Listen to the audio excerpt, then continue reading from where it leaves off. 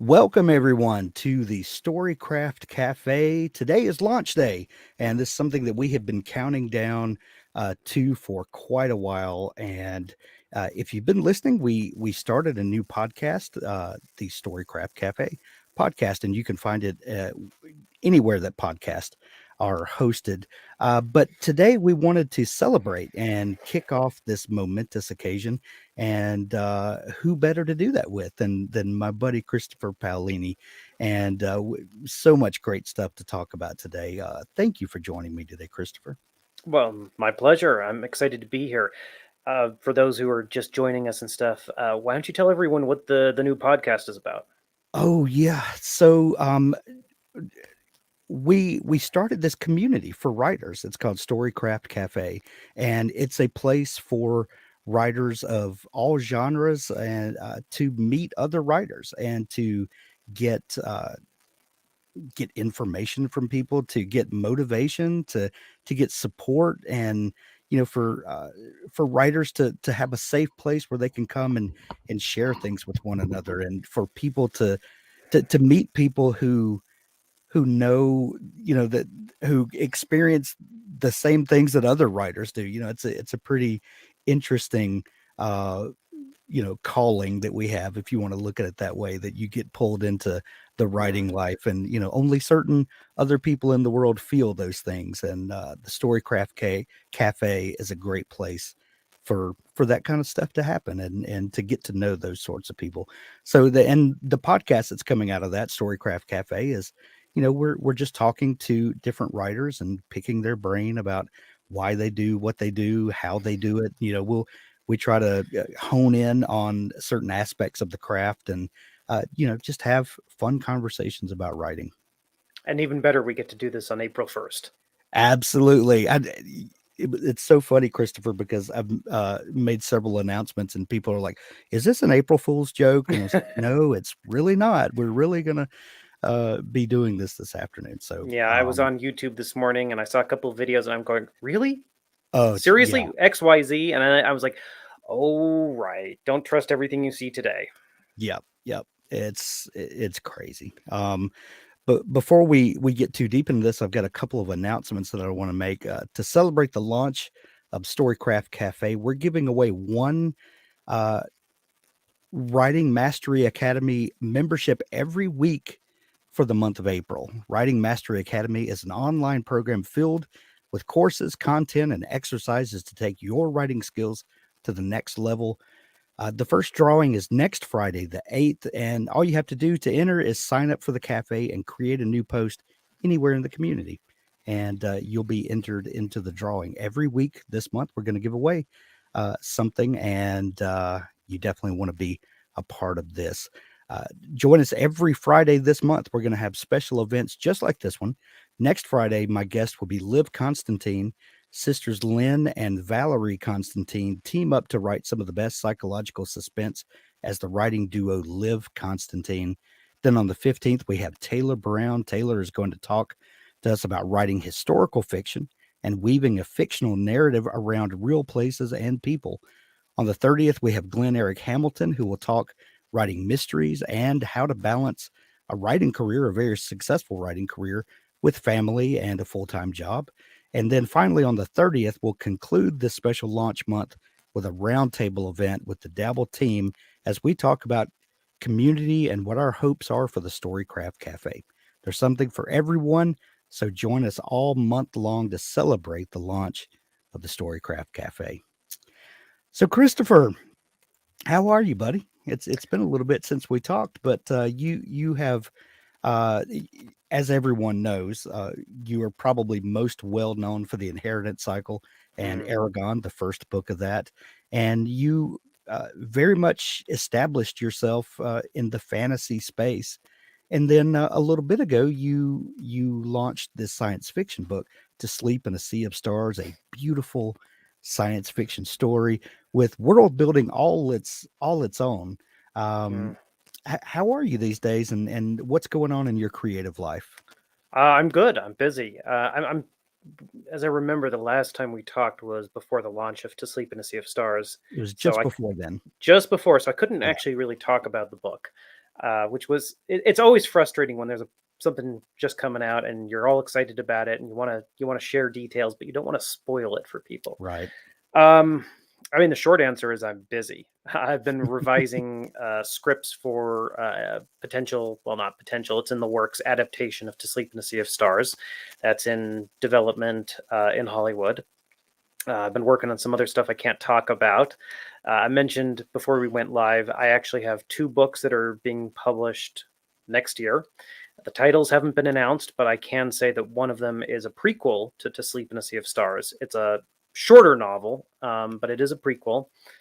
And it deals with the events surrounding humanity's discovery of the sort of like first evidence of alien technology that humanity ever discovered. And then the other the other book. Yeah, books are dragons. The other book is quite a bit bigger, and it does have dragons in it. And I actually wrote that in 4 months, bit over 4 months. So, while massively sleep deprived with a young child in the house. So I don't, and my early readers tell me they like it, and that it turned out well. So that's really gratifying. And I drew 7 maps to go with it. So I love drawing maps, and that was a nice little treat. Well, for the folks that were worried that you would go over to science fiction and never come back to the land of dragons, I think we can tell them that it's going to be okay. That Absolutely, you can have one foot in each world. Well, and I want to bounce around more in the future. You know, a little bit of this, a little bit of that. One of the downsides of a long series is that and there are many advantages to a long series, and I don't want to complain in the slightest. Sure. But one of the disadvantages is that you get wedded to one set of characters in one setting and one story for a very long time. And that's why you often will see authors step away to do a little side project here or there. So having the setting of To Sleep in a Sea of Stars, which is called let's see, where's my pin? There's the logo of it. Let's see if it shows up in this camera. That's the Fractal Verse logo.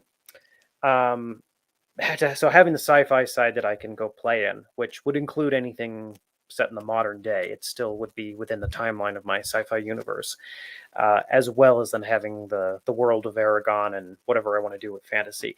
It just, you can fit anything into fantasy or sci-fi. It's just a wonderfully broad canvas to play in, and I don't feel constrained in the slightest. And it's rather liberating to say, hey, I can go write a dragon novel, or I can go write a spaceship novel, or I can write a romance, or I can write whatever, and it'll all fit within this larger edifice.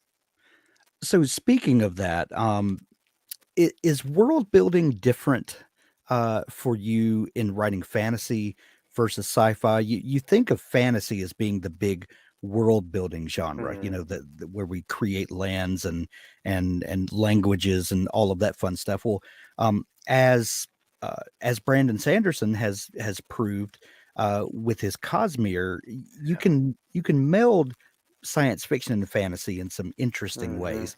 And when you start getting off planet, off Earth, world building becomes a lot similar in science fiction as it is in fantasy. How do you compare those two? And is there a difference for you in world building in fantasy versus sci-fi? I mean, it's interesting you mentioned Sanderson, because when I read The Way of Kings, I remember saying to my family that it was fantasy written as if it were science fiction, because he created all this imaginary flora and fauna, the ecosystem, the weather, and yes, there's magic, but it all fits together in a very sci-fi sort of way. Right. I think the answer to your question is it depends on what sort of approach you're taking as an author. If you're writing your Star Wars space fantasy style sci-fi, I wouldn't imagine that the world building is much different than if you're writing fantasy, quite honestly. For me, because I was attempting to respect real world physics, that imposed certain hard limitations that I had to work around. And of course, in fantasy, I still respect the limitations of physics in the sense that my characters can't suddenly jump 100 feet in the air without, some sort of reasonable explanation.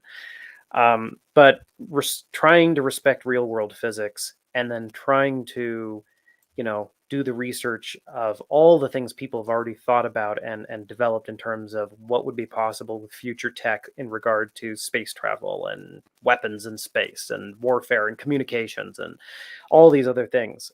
That's a restriction, but I like it because it opens the door to, I don't know, really interesting little corners of world building that you wouldn't necessarily find if you didn't already have things pushing you in directions you wouldn't think of otherwise.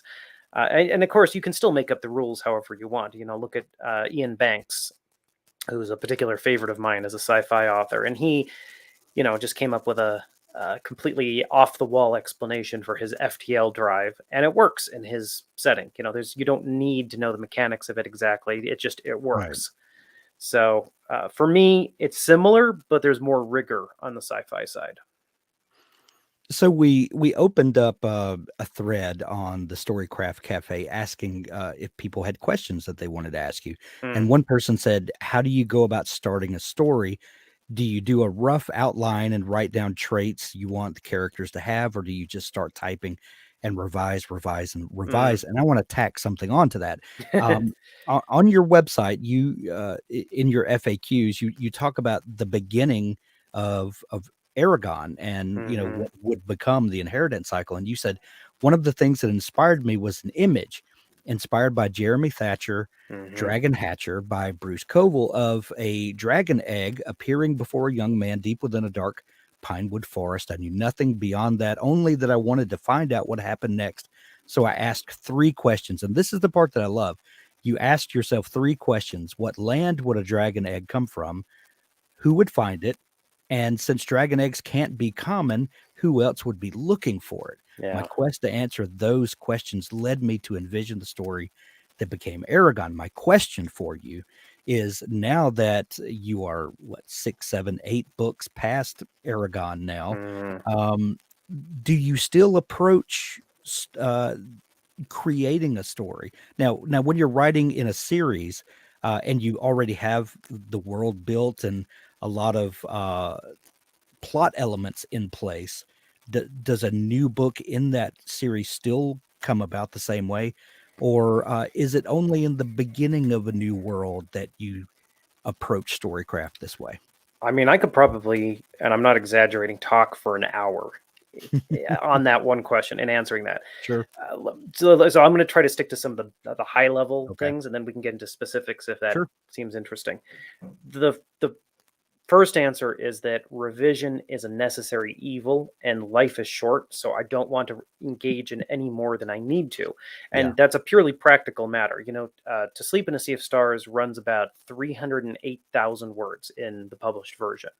And it went through extensive revisions. I finished the first draft in 2016 and it didn't work. And so I was revising it from 2016 until mid to late 2017 when everyone told me it's still not working. And then I had to step back from it and decide if I was going to abandon the project or find a way to fix it.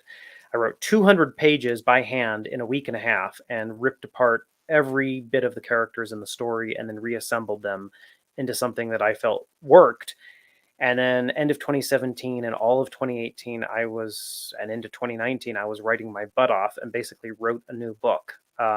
And it just takes a long time when it's a book that size. So if any of our viewers have read the book, they'll know that it's divided into sections. Right. Everything after like the first 20 or 30 pages of section 2 is new. Oh, wow. Yeah. I didn't realize that. All the places that the characters go, all the things they do, everything that it means, all new. It's painful. That's well, first off, that is a huge commitment to a project because a lot of people would have abandoned it and and gone on maybe to write something else. and maybe I should have from a career standpoint, because it might have been easier to go write something new with the lessons I learned. But I'm very stubborn and I hate giving up. My agent said one of the kindest things to me after I delivered the revisions, which was, he said he thought I was the best reviser and rewriter that he'd ever worked with or has ever seen in his agency, which was meant an awful lot to me. But it was a painful lesson and not one I wanted to learn. So The reason I had to go through that is because of a failure to do what I did with Aragon. This is still answering your larger question. Okay. Yeah. Okay, so all of my stories come to me as usually an image and an emotion. In the case of To Sleep in a Sea of Stars, it was the very final image of the book, as well as the image of the main character finding this alien artifact. Everything else in that book is to justify those two scenes. In the case of Aragon in the Inheritance Cycle, it was Aragon finding the dragon egg, and then what follows after that, and trying to justify that and make it emotionally relevant and accessible to the audience. So what I've found is I'll get this feeling, I'll get this image, and that's cool, but that's not a story. That's, that's a picture, but it's not a Yeah. story. And then I start doing exactly what I wrote on my website. I start asking questions, and I usually do this in notebooks. I write by hand. I find that it accesses a different part of my brain as opposed to typing. And I just ask questions, and okay, humans are storytelling animals. We tell stories all the time. It's how we arrange Sure. both fiction and nonfiction information. A caused B causes C. That's a story. Great. We're good at it. So if you if you tell a story to someone verbally, you usually can identify what's wrong with it as you're telling it, because you can see the impact it has on your audience, and it's not working. You feel it. If you just read it on the page or just type it, sometimes that doesn't happen. So for me, I will talk to myself in my notebooks. It's a literal conversation between me and myself and no one else. And I'll write things like, I wonder what happens if this happens. No, that won't happen. I'll argue with myself. Yeah. I'll talk. And I talk through the story and the characters until it makes enough sense that I could then sit down with someone and verbally tell them the story from start to finish in a way that makes sense. Because if I sit down to write without the ability to do that, I don't understand my story. I don't understand what it's doing for the audience or for the characters. Now, I'm not saying you have to sit down with someone and actually tell them the story, because most authors would find that painful. We're all a bit of an, introverted to one degree or Yeah. another, but you should have the ability, the theoretical ability to do that, because then when you're writing, you're going to know what every scene is doing for the character and the larger story. And then you can write fast. What got me in trouble with To Sleep was thinking I knew what that larger story was, but not having really done the grunt work and trying to pull it off by the seat of my pants and getting myself into deep, deep trouble. The reason I was able to write this dragon book recently in 4 months and everyone's saying it's working is because I had the image, I had the feeling, and then I worked out the story. I knew exactly what it was going to do for the main character, where I was going to leave the audience, and then all I had to do was write it. So that brings me to this bit. Robert Smith, our marketing ubermensch, said, "What method do you use for planning your story?" And you touched on that just a minute, but are you? You said you used the phrase "by the seat of your pants." Yeah. Are you a pantser, or do you plan out? I plan. I know I know the process you talked about understanding the story so that you can communicate it to someone, but does that actually mean plotting out, outlining a story before you write it? Yeah, because, and this part of this comes from novel writing experience and now also script writing experience. If you read a well-written script, it could be for television, it could be for film, doesn't really matter which, you'll notice that every scene is really focused. I mean, scripts are much more like short stories than novels are. Yeah. And a well-written script, there is no bagginess in the scenes. As soon as they reach the moment of greatest impact for a scene, they cut, they end the scene. They don't drag it out. They don't have that extra line or Right. two between the characters. It's just bam, we're over. That doesn't always work in a novel, but it really did teach me about how every scene needs to drive things forward and be focused in doing things. And it's not that I didn't know that, but when you write novels, you have so much space, and especially in fantasy, there's a tendency toward verbosity, towards exploring the world and simply having fun with the characters and the language. Yeah. And there's a place for that. So I would say that I at least in terms of the overall structure, I have 90% of it before I start writing. in terms of every single thing the characters do, say, feel, 70 to 80% of that is worked out before I start. And I like to leave that 20 to 30% as discovery writing going through, because there is a certain amount of magic you get as you experience events with the characters and you feel the things they're feeling as you're describing the locations. You will, of course, think of things that you wouldn't think of Yeah. when working on an outline. And it's important to leave a little room for that, because otherwise your outline is 100% the story, and then why even write it? You need to leave a little bit of joy in the process for Yeah. yourself. But um, one of the reasons to do this for me is that I'm sure many people get this. You get a new idea, it's exciting. You get a burst of energy from that excitement, and you want to sit down and work on it. You want to tell that story because it's exciting. But if you Right. do it too soon without the preparatory work, you'll get yourself into trouble. If you wait too long, you'll lose the excitement. So there's a balancing act with all of that. And then that leads into the larger issue, which is if you work on a project for too long, you lose all energy, you lose all excitement. And I'm sure we can all think of authors that this has happened to, unfortunately. And it's happened to me on projects. So by working things out as much as I can beforehand without killing that spark of joy, it lets me write fast enough that I can get through a fairly large book basically Right. in a sprint. So I can sprint for about 3 months is about ideal. If I can get to an end of a book in 3 months writing, I haven't burned out. 4 months, which is what this one took, about 4.5. I was starting to lose it at points. But, it was over the holidays. People were visiting. We got sick. Sometimes you Yeah. lose a couple of weeks and you can't do anything about it. But if you can maintain that burst of energy and that sprint to basically get yourself over the hump in the middle of the story and then start the race toward the end, it makes life so much easier. If I'd taken a year to write that book, it would have been sort of a miserable process. Well, and one thing that you realize is if you have a spouse and you have children and you have people in your life that you are responsible for and responsible to, that factors into that as well.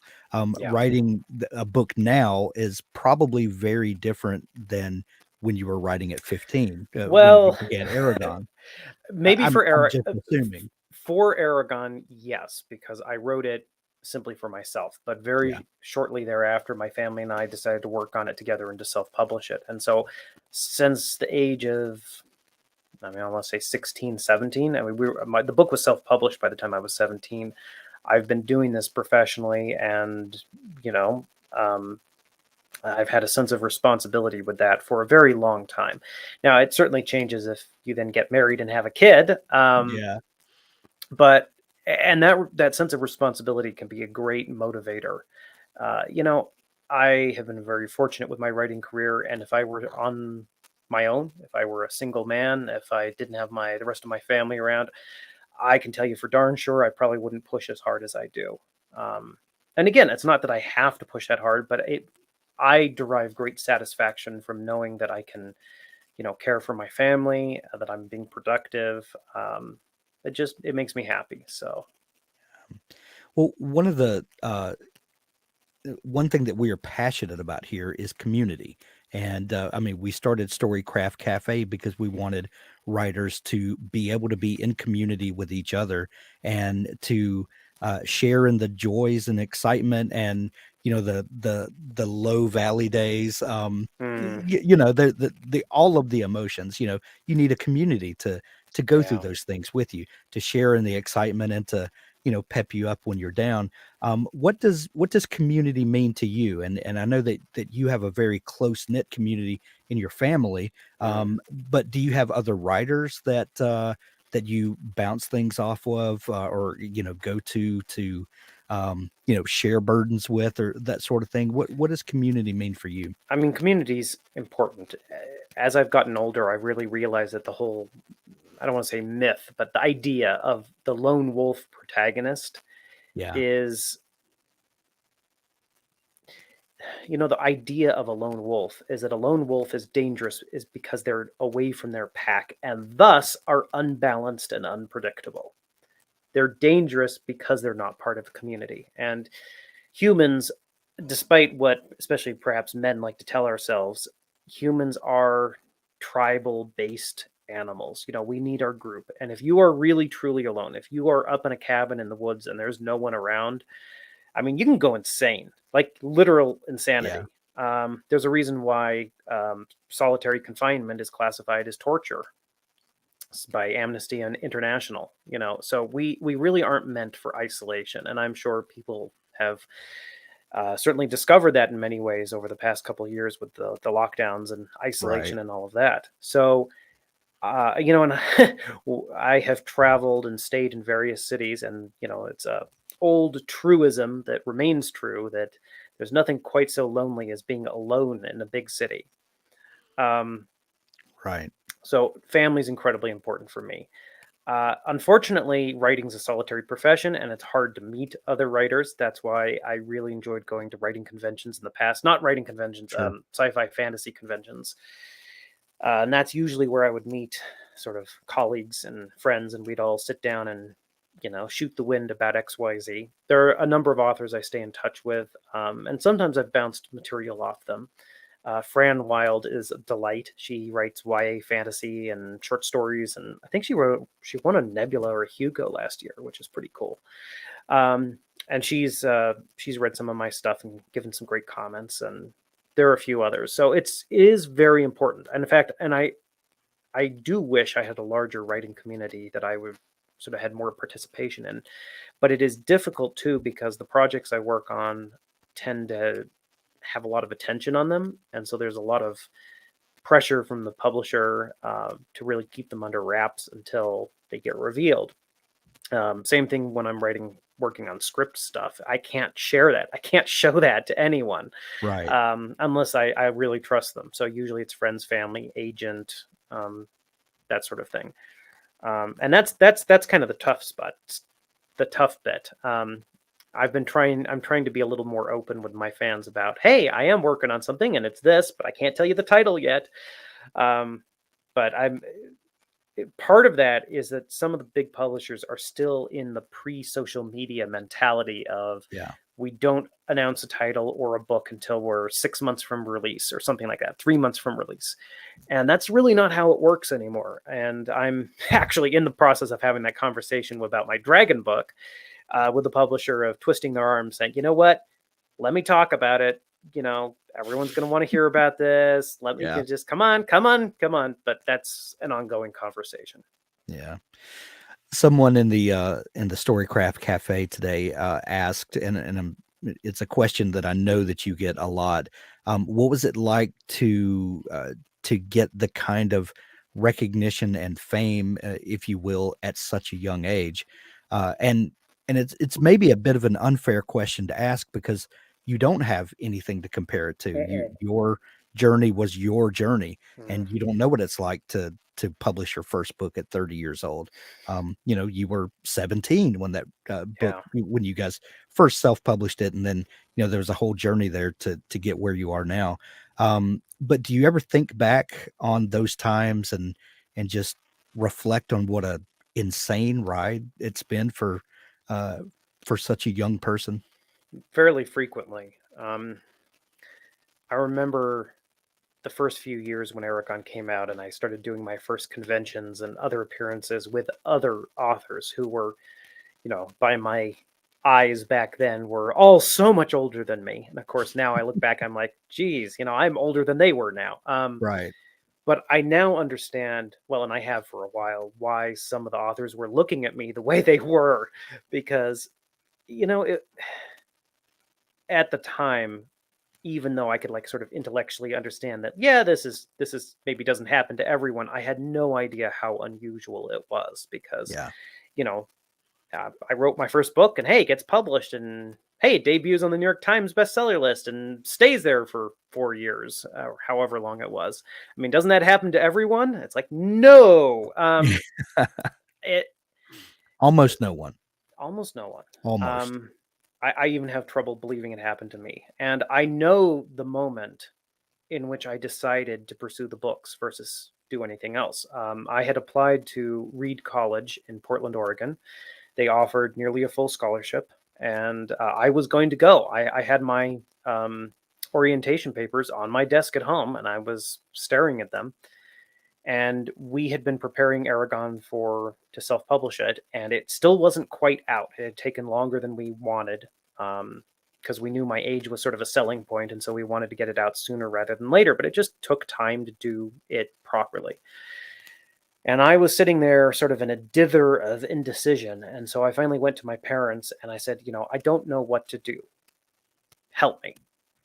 And to their credit, they didn't tell me what to do. They said, we will support you no matter what you do. What do you want to do? And I thought about it and I said, I want to tell stories. And they said, all right, let's give it a shot. You can always go to school later. Right. But the reason it was such a scary decision is that I knew that even though I could go to school later, if I went to school young, I could kind of be starting out, get a little ahead of the game in my career and whatever I ended up doing. And we all do things every day that could lead to our life turning out very differently. You step off the curb a few seconds early, you get hit by a car. It could be, or it could be something small. But most of the time, we're not aware of the fact that we're making a momentous decision. But in that moment, I knew that if I went to university, my life was going to be completely different than if I pursued self-publishing Aragon. And that was kind of weird. I mean, it's like I could see my life going in these two different directions. Yeah. So I'm very glad I made the decision I made, because it, of course, worked out very well. But it completely changed me, changed my family, changed the life I've led. Changed everything. And there's no way to know what it would have been like otherwise, or who I would be otherwise. Right. So when you first self-published that, all I'll add to that is just, I am incredibly grateful for the support of the readers and fans. And I never forget that this is all possible because of my readers. So absolutely. Yeah, I say it almost every interview, and I'll never stop saying it, because when we started out, we really kind of bet everything on seeing if the self-publishing would work. And if the book had taken another 3 to 4 months to turn a profit, we were literally going to have to sell our house, move to a city, get any jobs we could. So I will never stop being grateful to the readers, and I'll never stop trying to tell stories for them that hopefully will entertain the pants off of them. Absolutely. When you first self-published Aragon, the world of self-publishing was in a very different place than it is now. Since then, and probably wasn't long after then that the whole Kindle revolution kind of took off, and self-publishing became, a viable business solution for a lot of writers. Yeah. How do you think it would have turned out if some of the tools that are available to authors now would have been available to you then? Do you think it would have changed the trajectory that you eventually took? And I know you have a great relationship with your traditional publishers now. So not to discount anyone's choice of the journey they take, but there may have been some different decisions taken now. When you reach a certain level of sales, you either have to turn yourself into a major publisher, or you have to work with a publisher. And honestly, there's a time value to money. Right. What am I saying? There is a time value to money, but there's also a money value to time. That's what I'm trying to say. And if you're going to be spending all your days working on the business side of it and not actually writing, that may actually be counterproductive. Brandon Sanderson's a great example right now. He's managing to both write a ridiculous amount and turn himself into a publisher. But let's face it, there's only one Brandon Sanderson in the publishing industry. And he's fun to watch. Well, and he also has a team around him that are. But he's been able to build that team because he produces books so consistently that he has the content and the sales to drive that. I mean, because there are authors out there who are incredibly consistent and produce huge amounts of content, and they just don't have the readership, unfortunately or fortunately, and or the time or inclination to build that sort of a business. So it takes a very particular person and a very particular set of circumstances to make something like that possible. As far as my case, I wouldn't be surprised if the trajectory I experienced would have been even faster with the current self-publishing options. When we started out, ebooks really weren't a thing. So Right. you really only had two options. You could do a traditional print run where, for economies of scale, you usually would want to do at least 10,000 copies to keep the prices down per book on an offset press. And then you got 10,000 books sitting in your garage somewhere, and you got to do something with them. Then you get into the questions of distribution. Or what we did was print on demand, where books are printed as needed. It costs a bit more per book, but you don't have to store inventory, and the book gets a ISBN number and it gets listed. It got listed on Amazon. Amazon was still a thing back then. This is back in the days when Netflix sent out actual DVDs in the mail, Right. So, but we didn't do ebooks, and that would have really opened the door in a lot of ways and increased sales. That said, there were a number of self-published success stories at the time. I'm forgetting the name of a couple of them, but I remember there was at least one book that sold for like $1 million, and there were a couple of these self-published books that did really well. I think Aragon's outlasted them, but they did really well. And that was our guide of saying, that was sort of an example for us to say, yeah, it can be done and it can be done well. And of course, semi-recently, we've seen books like Wool or The Martian, which have been released, like The Martian, he was releasing it for free on his website and it took off. Yeah. So yeah, I think it would have made things actually easier for us with the current options.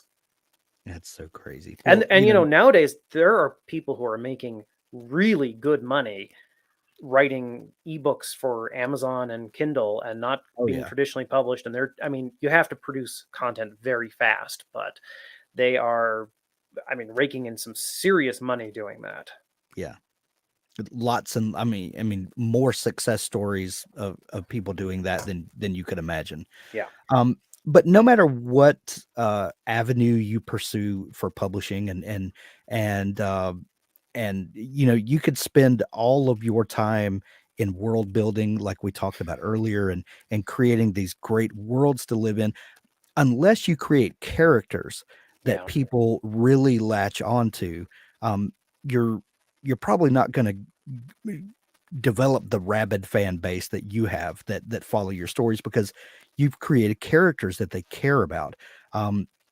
Another question that we got from the community: do you prefer to get to know your characters before you start writing, or do you find it easier to discover who they are and what they're supposed to do while the story's in progress?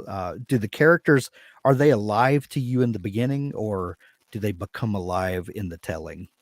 Great question. I will say that, backing up slightly, that I think world building is as important as character and story. But if I had to choose, I would focus more on story and character than world building, because, as you said, that's what people care more about. Yeah. In fact, there are some very successful books that have great characters and a great story, but kind of wonky world building, and no one really cares because you enjoy the story and the characters. When I was doing research for To Sleep in a Sea of Stars, I came across a website that is like a shared sci-fi future history universe that people have created with technology and timeline and history and events and all of this stuff. And it's a massive amount of detail, but there's no story really to go with it. It's just events, and I saw it and I was like, wow, this is cool. And it feels really realistic. But again, there's no story to just help me enjoy this.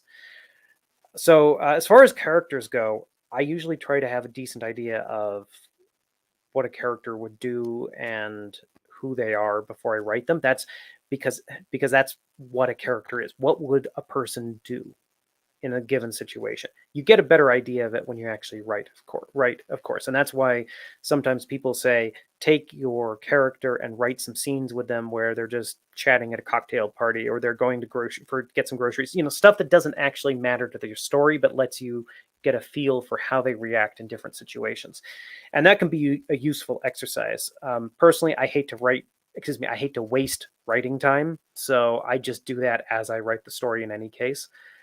Every once in a while, the characters will surprise me, but usually I try to have a good idea of who a person is before I try to write them, especially when it's a long book or a long series, because then that, every character needs to do something for the larger story and develop in some way. So I'm asking myself, what's their issue? What do they want? What do they need? How are they going to change if they do change? How does this influence my main character's story? How does that play into it? Does it reflect it? Does it comment on it? Does it, send it careening off in a different direction? I don't like sort of spitballing that. Gotcha. Unless I know it really is a side character who's not going to show up later, and then I won't pre-plan and I'll just have fun. That's and I would imagine that some interesting things have just popped up and just freely seeing what this character is going to do. Yeah, I mean, in the inheritance cycle is a good example.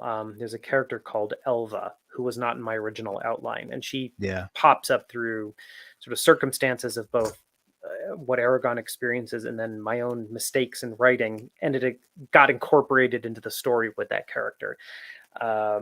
Another example would be in Inheritance. There's a character that he's actually like a jailer who is overseeing / taking care of one of my other characters, Nasuada. And I didn't really have anything pre-planned for him, but for me, he became an interesting character when I wrote him. And I've had people ask me and, write to me and ask me and say, hey, tell us more about him, because the way you described him was so interesting, and we want to know more about him, which is always gratifying. As you have been on your author journey, you have found interesting ways to add to the lore of stories that you've told, add to the fandom of them in ways other than publishing new volumes in a series. And you've done interesting things on your website. You've had coloring books, based on the inheritance cycle, different Yeah. things like that. Recently, you released something on your website, Unity. Tell us about Unity and what this new thing is. So Unity is an interactive novella that's set after the events of To Sleep in a Sea of Stars, has a new character. And I had an idea for a long time of writing a story that could kind of be interacted with as if you were kind of interacting with like a computer interface sort of thing. So we did the best version of that we could on my website, fractalverse.net. And we incorporated a lot of concept art that I commissioned for To Sleep in a Sea of Stars, partly for the adaptation that we're working on also. But yeah, I released it for free because I wanted to give something to the fans. And I had a lot of fun writing it. It was because it's written in, oh geez, let me see if I can remember technically. I think it's second person present tense. Yeah, you do this, you do that. Second person imperative. That's a tough thing to pull Second off. person imperative present tense. Yeah. I think it works. I think it works. No one's complained. That'll change after this interview, but it definitely works in this format. yes. Second person is a difficult thing to pull off in novel form. Yeah, I don't think I'd want to write anything longer in second person. And it's weird too, because like screenplays are written in present tense. And so I've done a fair bit of writing in present tense, but even then, every once in a while, it's like my brain gets a little confused with the tense, and I want to duck back into past tense, especially when a character is thinking about something that has happened already. It can get a little confusing. So yeah, that's out for free. And I don't think I've announced this before, but my team and I are actually working also on doing like a cool coffee table style print version of Unity, which will incorporate like the art and gorgeous full color, full page versions and all of that. So we've been lucky to work with some really exceptional artists. I mean, these are artists who've worked on like the big Marvel shows and Black Nice. Panther and Dune and things like that, Star Wars. And so they did some of the creature design and character design, and that was a lot of fun. Nice. I know in the inheritance cycle, you had a vision for the end of the series from the beginning. I think you even wrote um, a scene in Aragon that references the end of the cycle, if I remember Yep, right. yep. It's been a while since I read it, but I'm pretty sure that I remember that. The Fractal Verse. Did you go into To Sleep in a Sea of Stars with the same sort of vision for the Fractal Verse and this overarching universe and the connected nature of stories that have been told and are yet to be told? Did you have that same kind of vision for that? And if so, what are your plans for the Fractal Verse? So I had that for To Sleep in a Sea of Stars specifically. So I think of To Sleep in a Sea of Stars as an entire series in one novel. It is a complete story in one novel. It is a little open-ended in a couple of ways at the end of the book, but it tells the story I was wanting to tell in, from start to finish. And that was a fun challenge for myself. So too do actually for the next two books I'll be publishing as well. As far as the Fractal Verse in general, though, yes, I've got some larger plans, but they are kind of like so large that they don't get resolved in one scene. They stretch too many years and too many potential stories. So I leave myself some leeway, though, because they're such big plans that they'll be shaped by the individual novels as I write them. So they're it's more of like a general roadmap, and then I'll fill in the pieces as I go along. Nice. You are publishing 2 new novels soon. What kind of time frame are we talking about? I think the first one will probably come out earlier next year. Again, Okay. we don't have an exact. I don't have an Sure, exact date sure. from the publisher. So first one will come out spring next year, I think, and then the second one will probably come out fall. Nice. Christopher, before we go, I thought we would end on something kind of fun. I've been asking writers this a lot lately in the podcast we've been doing. What is the best piece of writing advice that you've ever gotten from someone? And then maybe what's the worst piece of writing advice that you've ever gotten from someone? Ooh. Best piece of advice probably has to do with plotting things out. I have found that I can't write without plotting things out. So that has definitely been the most helpful bit of information that I've learned over my career. And there's lots I've learned, of course, but that and not worrying about making mistakes. I might have talked about this the last time we were chatting, Yeah. but I can't remember. But I'll say it again, which is that, making mistakes is a natural part of the process of any creative endeavor. And so you shouldn't fear that. You should accept that, hey, I'm not going to write a perfect first draft. No one Sure. does. And you can see published examples of editing from lots of accomplished authors who've been working for decades and decades. Everyone rips their prose apart. Everyone makes revisions. Everyone tries to make it better. Okay, fine.